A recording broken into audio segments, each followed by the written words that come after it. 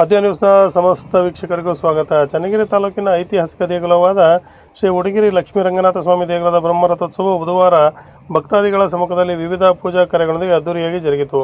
ಸುಮಾರು 8 ದಿನಗಳವರೆಗೆ ನಡೆಯುವಂಥ ಈ ಪೂಜಾ ಕಾರ್ಯದಲ್ಲಿ ಗುರುವಾರ ಬೆಳಗ್ಗೆ ಶ್ರೀ ರಂಗನಾಥ ಸ್ವಾಮಿಗೆ ಶ್ರೀದೇವಿ ಮತ್ತು ಭೂದೇವಿಯರೊಂದಿಗೆ ಬೃಹತ್ ರಥದಲ್ಲಿ ವಿರಾಜಮಾನರಾಗಿ ಮಹಾರಥೋತ್ಸವ ನಡೆಯಿತು. ಸುಮಾರು 200 ಅಡಿಗಳ ಎತ್ತರದಿಂದ ಬೆಟ್ಟದಿಂದ ಗ್ರಾಮದ ಕೊನೆಯ ಭಾಗವನ್ನು ಈ ರಥೋತ್ಸವವು ಗುರುವಾರ ತಲುಪಲಿದ್ದು, ಪ್ರತಿ ವರ್ಷವೂ ನಡೆಯುವಂಥ ರಥೋತ್ಸವ ಸುಮಾರು 50,000ಕ್ಕೂ ಹೆಚ್ಚು ಅಧಿಕ ಭಕ್ತಾದಿಗಳು ಸೇರುವ ಮೂಲಕ ಬೆಟ್ಟದಿಂದ ರಥವನ್ನು ಗ್ರಾಮಕ್ಕೆ ತರಲಿದ್ದಾರೆ ಮತ್ತು ರಥವನ್ನು ಮತ್ತೆ ಬೆಟ್ಟಕ್ಕೆ ಹತ್ತಿಸಲಿದ್ದಾರೆ. ಇಂದು ಬ್ರಹ್ಮರಥೋತ್ಸವದ ಅಂಗವಾಗಿ ಶ್ರೀ ಉಡಗಿರಿ ರಂಗನಾಥ ಸ್ವಾಮಿಗೆ ವಿಶೇಷವಾದ ಅಲಂಕಾರ ಮತ್ತು ಲಕ್ಷ್ಮೀ ಅಮ್ಮನವರಿಗೆ ವಿಶೇಷ ಪೂಜಾ ಅಲಂಕಾರವನ್ನು ಸಹ ಮಾಡಲಾಗಿತ್ತು. ಲಕ್ಷ್ಮೀ ರಂಗನಾಥ ಸ್ವಾಮಿ ಕಲ್ಯಾಣೋತ್ಸವ ಕಾರ್ಯಕ್ರಮವು ಶಾಸ್ತ್ರೋಕ್ತವಾಗಿ ನೆರವೇರಿಸಲಾಯಿತು ಮತ್ತು ನುಗ್ಗೇಹಳ್ಳಿ ಗ್ರಾಮಸ್ಥರಿಂದ ಪ್ರಧಾನ ಹೋಮಗಳು, ರಥ ಸಂಪ್ರೋಕ್ಷಣೆ, ಬಲಿಪ್ರದಾನ, ಪೂರ್ಣಾವತಿ ಮಾಡುವ ಮೂಲಕ ಗಜೇಂದ್ರೋತ್ಸವವನ್ನು ಸಹ ಆಚರಿಸಲಾಯಿತು. ಗ್ರಾಮದ ಜನರು ಮತ್ತು ಹೊರಭಾಗದಿಂದ ಆಗಮಿಸಿದ ಭಕ್ತಾದಿಗಳು ಉಡಗಿರಿ ಲಕ್ಷ್ಮೀ ರಂಗನಾಥನ ದರ್ಶನವನ್ನು ಪಡೆಯುವ ಮೂಲಕ ಒಂದು ಪುನೀತರಾದರು. ವರದಿ ಸತೀಶ್ ಪವಾರ್, ಚನ್ನಗಿರಿಯಿಂದ.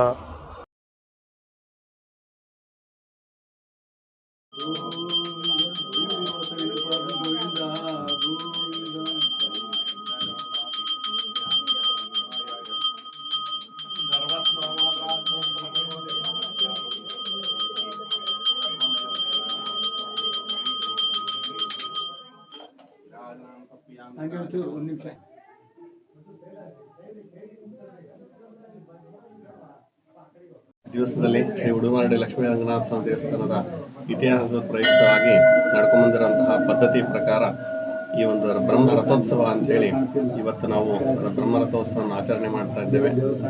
ಅದಾದ ನಂತರದಲ್ಲಿ ನಾಳೆ ದಿವಸ ಊರ ಹಬ್ಬ ತೇರು ಅಂತ ಹೇಳಿ ಮಾಡ್ತಾರೆ. ಅದನ್ನು ಊರಿನವರೆಲ್ಲರೂ ಸೇರಿಕೊಂಡು ತೇರನ್ನ ಕೆಳಗಡೆ ತನಕ ಎಳ್ಕೊಂಡು ಹೋಗಿ ಹಾಗೆ ಮತ್ತೆ ಮೇಲೆ ಬರ್ತದೆ. ಮೇಲೆ ಬಂದಂಥ ನಂತರದಲ್ಲಿ ಅವಭೃತ ಸ್ನಾನ ಇರುತ್ತೆ. ಅವಭೃತ ಸ್ನಾನ ಆದ ನಂತರದಲ್ಲಿ ಉಯ್ಯಾಲೋತ್ಸವ, ಹಾಗೆ ರಾತ್ರಿ ಪಲ್ಲಕ್ಕಿ ಉತ್ಸವ, ಹೂವಿನ ಪಲ್ಲಕ್ಕಿ ಉತ್ಸವ, ಇಷ್ಟು ಕಾರ್ಯಕ್ರಮಗಳು ನಮ್ಮ ಈ ದೇವಸ್ಥಾನದಲ್ಲಿ ಇವತ್ತಿನ ಈ ಬ್ರಹ್ಮರಥೋತ್ಸವದ ಅಂಗವಾಗಿ ನಡೀತಾ ಇದೆ. ಪ್ರತಿ ವರ್ಷ ಭಕ್ತಾದಿಗಳು ಎಲ್ಲರೂ ತುಂಬಾ ಚೆನ್ನಾಗಿ ಸೇರ್ತಾ ಇದ್ದಾರೆ, ಹಾಗೆ ದೇವರ ಒಂದು ಅನುಗ್ರಹವನ್ನು ಪಡಿತಾ ಇದ್ದಾರೆ. ಪ್ರತಿ ವರ್ಷಕ್ಕಿಂತ ಈ ವರ್ಷ ಅತಿ ಹೆಚ್ಚಿನ ಸಂಖ್ಯೆಯಲ್ಲಿ ಭಕ್ತರು ಬಂದು ಸೇರುವಂತಹ ನಿರೀಕ್ಷೆ ಇದೆ. ಎಲ್ಲರಿಗೂ ದೇವರು ಒಳ್ಳೇದು ಮಾಡಲಿ. ನಮಸ್ತೆ.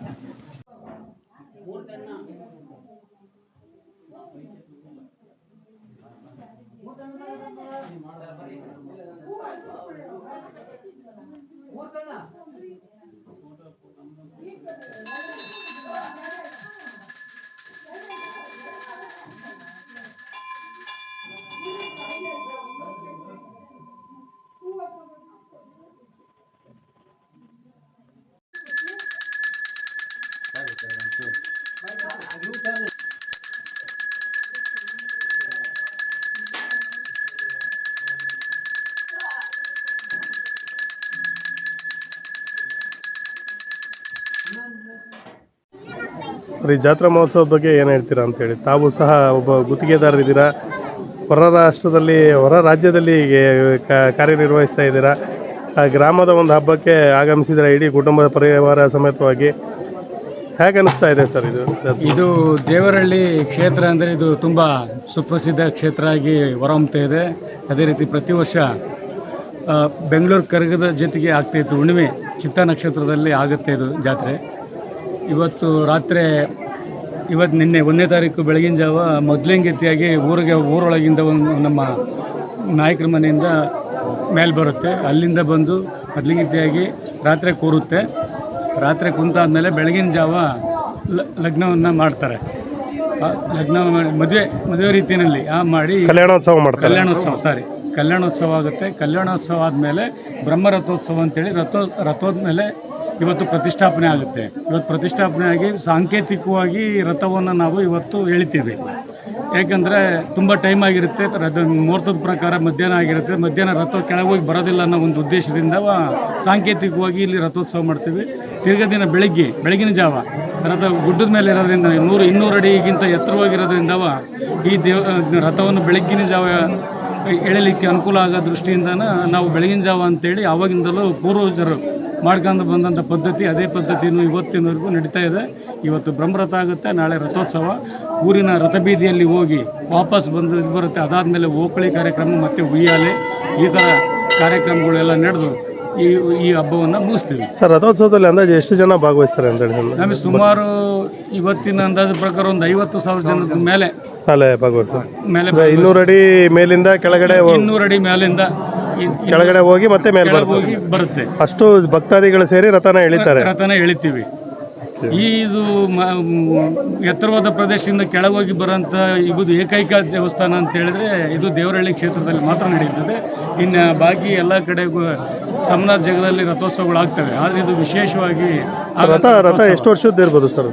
ಇದು ಸುಮಾರು ನಮಗೆ ಗೊತ್ತೇ ಇಲ್ಲ, ಹೊಸ್ದಾಗಿ ರಥ ಇದು ಮಾಡೇ ಇಲ್ಲ. ಅದನ್ನು ಹಳೆ ಏನು ಗಾಲಿ ಮಾತ್ರ ಚೇಂಜ್ ಮಾಡ್ತಿದ್ದಾರೆ ಅಷ್ಟೇ ಬಿಟ್ಟರೆ ಇನ್ನೇನು ಮೇನ್ ಬಾಡಿ ಏನಿದೆಯಲ್ಲ ಆವಾಗಿಂದಲೂ ಅದೇ ರಥೋತ್ಸವನೇ ಇವಾಗಲೂ ನಾವು 100 ವರ್ಷಗಳ ಇತಿಹಾಸ ಹೊಂದಿರುವಂತಹ ರಥ ರಥನೇ. ರಥಕ್ಕೂ ಕೂಡ ಇತಿಹಾಸ ಇದೆ. ಆವಾಗಿಂದಲೂ ಅದೇ ರಥನೇ ಯೂಸ್ ಮಾಡ್ತಾ ಇದ್ದೀವಿ. Thank you.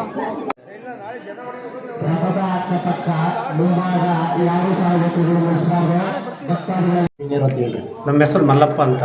ಪ್ರತಿ ವರ್ಷದಂತೆ ಈ ವರ್ಷವೂ ಸಹ ಶ್ರೀ ಉಡುಗಿರಿ ಲಕ್ಷ್ಮೀರಂಗನಾಥ ಸ್ವಾಮಿ ದೇವಸ್ಥಾನದಲ್ಲಿ ಜಾತ್ರಾ ಮಹೋತ್ಸವವನ್ನು ಏರ್ಪಡಿಸ್ಕೊಂಡಿದ್ವಿ. ಅದರಂತೆ ಸುಮಾರು ಈ ರಥೋತ್ಸವಕ್ಕೆ ಸುಮಾರು ಏನಿಲ್ಲ ಅಂತಂದರೆ ಒಂದು 50,000 ಜನ ಸೇರೋ ನಿರೀಕ್ಷೆಯಲ್ಲಿದ್ವಿ. ಅದರಂತೆ ಇಲ್ಲಿ ಎಲ್ಲ ಭಕ್ತರಿಗೆ ಬಂದಂಥ ಭಕ್ತರಿಗೆ ಎಲ್ಲ ಸಲಕರಣೆಯನ್ನು ನಾವು ಮಾಡಿಕೊಟ್ಟಿದ್ದೀವಿ ಅಂತಂದು ಹೇಳಿ, ಯಾವುದೇ ತೊಂದರೆ ಆಗಲಿದಂಗೆ ನೀರು ಎಲ್ಲ ವ್ಯವಸ್ಥೆ ದೇವಾಲಯ ಸಮಿತಿ ವತಿಯಿಂದ ಮಾಡಿದ್ದೀವಿ. ನಮ್ಮ ಸಮಿತಿ ವತಿಯಿಂದ ಎಲ್ಲ ಸಲಕರಣೆಯನ್ನು ಮಾಡಿದ್ದೀವಿ.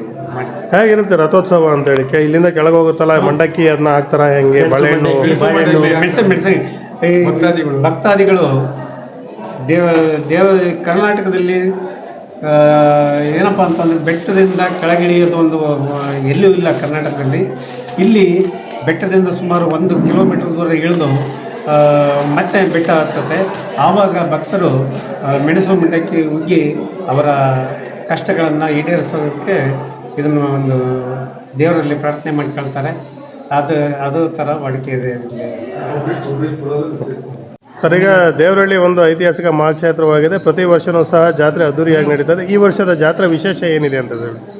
ಈ ವರ್ಷದಲ್ಲಿ ಒಳ್ಳೆ ಮಳೆ ಬಂದು ರೈತರಿಗೆಲ್ಲ ಒಳ್ಳೆ ಸುಖ ಶಾಂತಿ ಕೊಟ್ಬಿಟ್ಟಿದೆ. ಯಾಕೆಂದರೆ ಈಗ ಎಲ್ಲ ತೋಟದಾಗಿರೋರು ಈಗೆಲ್ಲ ದೇವ್ರ ಕೆಲಸ ಮಾಡಲಿಕ್ಕೆ ದೇವಸ್ಥಾನಕ್ಕೆ ಬಂದುಬಿಟ್ಟಿದ್ದಾರೆ.